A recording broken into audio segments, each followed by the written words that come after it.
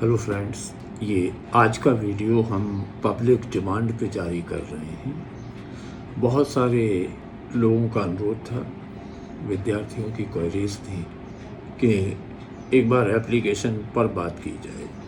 तो चलिए आज बात करते हैं how to get full marks in the application of TC and SLC. इस एप्लीकेशन से हम शुरू इसलिए कर रहे हैं कि जाने कहाँ से एक मिसकंसेप्शन आया और उसमें ये कहा गया कि ये टीसी और एसएलसी पर्यायवाची होती है।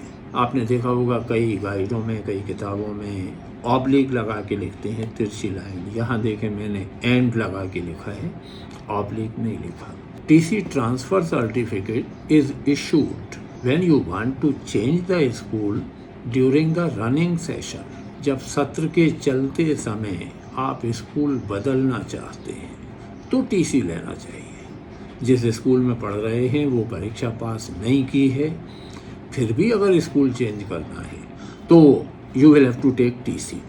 एसएलसी होता है स्कूल लीविंग सर्टिफिकेट, शाला त्याग प्रमाण पत्र। जैसा कि इसका नाम ही बताता है, स्कूल लीविंग सर्टिफिकेट तब दिया जाता है जब विद्यार्थी उस परीक्षा को पास कर लेता है जहाँ तक का हमारा स्कूल है। 8वीं तक का स्कूल है तो 8वीं पास करने पर, 10वीं तक का स्कूल है तो 10वीं पास करने पर, 12वीं तक का स्कूल है तो 12वीं पास होने पर आपको एसएलसी मिलेगी। एडमिशन ले लिया, तिमाही छमाही परीक्षाएं दे ली और फिर घर वालों ने तय किया कि यहाँ नहीं रहेंगे, कहीं और रहेंगे, तो आपको टीसी मिलेगी। ये बेसिक फ़र्क है, इसे याद रखना। अब इसके आधार पे हम बात करते हैं। एक क्वेश्चन देखते हैं। यू आर मोहन, नाम कोई भी मान लेते हैं, a student of government excellence higher secondary school Guna. Higher secondary को अंडरलाइन किया है, मैं बाद में बताऊंगा ऐसा क्यों किया। Write an application to your principal to issue you transfer certificate. अगर क्वेश्चन में हायर सेकेंडरी लिखा हुआ है तो आपकी क्लास 9वीं से 12वीं तक कोई भी हो सकती है। अगर यहाँ केवल हाई स्कूल लिखा होता तो क्लास 9th और 10th में से ही कोई होती। ये बाद में हमारे काम आएगी जानकारी। अब देखते हैं इस एप्लीकेशन को कैसे लिखा जाना चाहिए। मैक्सिमम परीक्षाओं में ये 6 नंबर की पूछी जा रही है आजकल नए ब्लूप्रिंट के अनुसार। तो how to get full marks in this. सबसे पहले एप्लीकेशन जब शुरू होती है तो 2 लिखते हैं। एक और बड़ा मिसकंसेप्शन दूर कीजिए, इस 2 के बाद कॉमा नहीं लगता। द प्रिंसिपल, उस स्कूल का नाम जो बताया गया है, जहाँ है वहाँ। अब टेक्निकली तो इतना लिखने पर भी 1 नंबर मिल सकता है, लेकिन इतना ही लिख के रह जाएं, इसके आगे कुछ ना लिखें तो 0 मिलेगी। If the application is complete, अगर पूरी एप्लीकेशन लिखी हुई है, भले ही बीच में कहीं उसमें कुछ गलत है, तो भी एप्लीकेशन स्टार्ट करने के नंबर होते हैं। फिर सब्जेक्ट लिखते हैं। सब्जेक्ट क्वेश्चन में दिया हुआ था, to issue me transfer certificate sir. फिर ये बॉडी होती है एप्लीकेशन की। Respectfully I beg to say that I am a student of class, जो भी आपकी क्लास है वो लिख लें। इसमें ABCD जो भी सेक्शन है वो लिख दिया जाए, इन योर स्कूल। ये फर्स्ट या इंट्रोडक्टरी सेंटेंस होता है जो ये बताता है कि हम हैं क्या। अब चूंकि हम टीसी ले रहे हैं इसलिए 9वीं से 12वीं तक की किसी क्लास में पढ़ने वाले स्टूडेंट हमें होना चाहिए। फिर शिफ्टिंग का कोई तर्क संगत कारण होना चाहिए। मान लेते हैं my father is a government servant, पिताजी सरकारी कर्मचारी हैं। He has been transferred from Guna to Bhopal. Guna स्थायी रूप से याद नहीं रखेंगे, एप्लीकेशन में जो क्वेश्चन में पता दिया है वहाँ से कहीं ट्रांसफ़र होगा। My whole family is going to shift there with him. पूरा परिवार उनके साथ शिफ्टिंग के मूड में है। So I am unable to continue my studies here, इसलिए मैं यहाँ पढ़ाई नहीं कर सकता। I therefore request you to issue me transfer certificate. कुछ जगह देखा होगा मी माई ट्रांसफ़र सर्टिफिकेट लिखा जा रहा है, कई गाइडों ने लिखा है I therefore request you to issue me my transfer certificate. अगर मुझे इशू किया जाएगा तो मेरा ही ट्रांसफ़र सर्टिफिकेट होगा, पड़ोसी का ट्रांसफ़र सर्टिफिकेट मैं लेके भी नहीं जाऊँगा। तो there is no need to write my. Thanking you, इसके नीचे डेट पे अभी हम बात करेंगे कैसे लिखते हैं। जो भी तारीख पेपर वाली है, योर्स ओबीडियंटली, और इसके नीचे अपना नाम, इस नाम में आगे NAME नेम लिख के डैश लगा के मोहन नहीं लिखेंगे। जो भी कॉपी जांचेगा उसमें इतनी बुद्धि तो होती है कि वो समझ ले कि ये मोहन किसी लड़के का नाम है। क्लास भी 12th है, 11th है, 10th है, जो भी है वो लिख दो। इसके सामने CLASS क्लास डैश लगा के 12th A नहीं, मोहन उसके नीचे एक्चुअल क्लास। तो NAME नेम नहीं लिखेंगे, असली नाम लिखेंगे।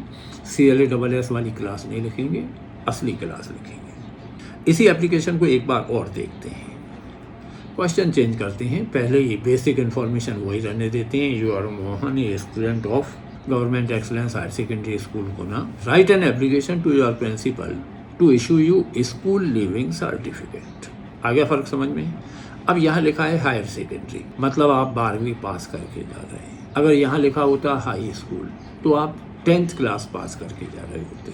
अगर यहाँ लिखा होता मिडिल स्कूल तो आप 8th क्लास पास करके जा रहे थे। ये भी 6 नंबर की आती है। 2 कॉमा नहीं लगाएंगे। The principal government excellence higher secondary school Guna MP। इसके बाद लिखेंगे subject to issue me school living certificate. Sir, अब यहाँ फ़र्क पड़ेगा। पिछले वाले में हमने कहा था कि हम आपके विद्यार्थी हैं और जा रहे हैं। अब बताना पड़ेगा कि respectfully I beg to say that I have passed higher secondary examination as a regular student of your school. आपका स्कूल 12वीं क्लास तक है, मैंने 12वीं क्लास पास कर ली है। Now I have to take admission in PG college Guna. अब मुझे कॉलेज में एडमिशन लेना है। I have to submit my school living certificate along with admission form.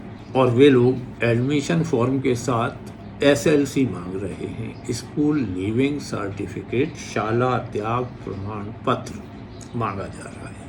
I therefore request you to issue me school living certificate. इसलिए मेरा आपसे निवेदन है कि SLC जारी कर दी जाए।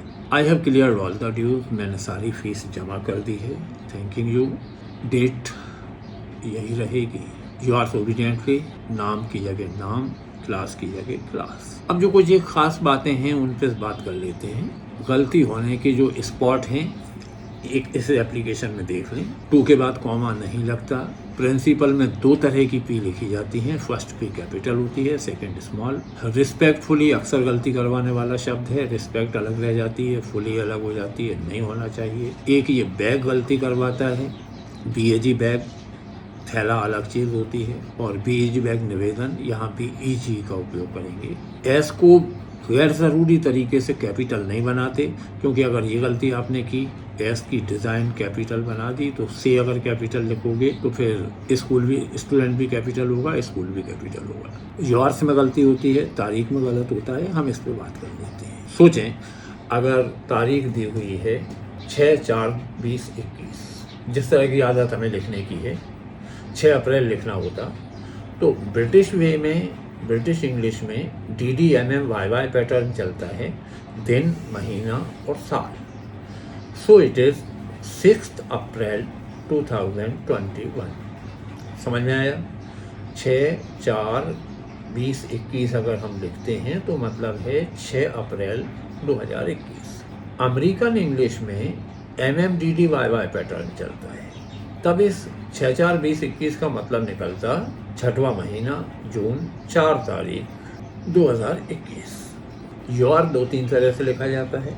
अकेला योर लिखना है तो फिर एडजेक्टिव और नाउन यूज़ करना चाहिए। योर ओबीडियंट स्टूडेंट या प्यूपिल जो पहले लिखा जाता था। योर्स अगर लिखते हैं तो फिर सिंगुलर एडवर्ब आएगा, yours obediently.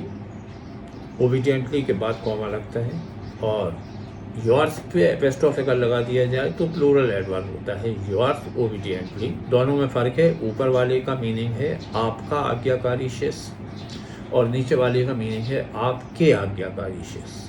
Now feel the difference between आपका आज्ञाकारी शिष्य और आपके आज्ञाकारी। अगर सिंगुलर पर्सन, एक व्यक्ति एप्लीकेशन लिखता है तो बिना एपोस्ट्रोफी के लिखेंगे। पूरी क्लास एप्लीकेशन लिखती है तो एपोस्ट्रोफी लगाएंगे।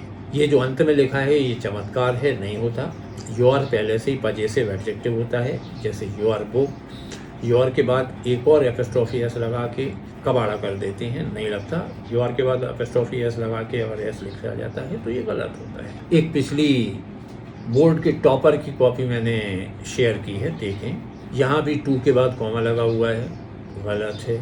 N application for issuing school living certificate, यही पूछी गई थी उस बार, तो ठीक है। Respected sir, with due respect I beg to say that I am a student of class 12 of your school. मामला गलत हो गया।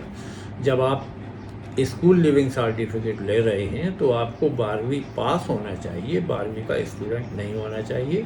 इस एप्लीकेशन में नंबर नहीं मिलेंगे। My selection has been in the revenue department, so I have to submit my school living certificate in the office of collector, so please issue me my school living certificate। आ रहा है समझ में? issue me my, मुझे मेरा ही देना, पड़ोसी का मत देना। no need, as soon as possible, that I submit, that I can submit नहीं, so that I can submit, ताकि मैं जमा कर सकूँ it in the collector office। I will be highly obliged to you, मैं आपका आभारी रहूँगा। You are obediently. अब यहाँ इसने नेम लिखा NAME और फिर डैश लगा के लिखा ABC। नहीं, ABC अगर ना परीक्षा में नाम भी नहीं दिया था, ABC लिखना भी था तो बिना NAME के लिखना था, और नीचे क्लास भी केवल 12 लिखना थी। तो even topper does such mistakes. अब दोनों एप्लीकेशंस को लिखना एक फेयर पे। एक और इम्पॉर्टेंट बात, एप्लीकेशन हमेशा एक ही पेज में आना चाहिए। तो ऊपर से शुरू करते हैं और अंत तक आते हैं। तो उम्मीद है कि अब ये आपको समझ में आया होगा एप्लीकेशन में नंबर कहाँ चले जाते हैं। कोशिश करें कि 1-2 बार प्रयास करने के बाद ग्रुप में शेयर करें।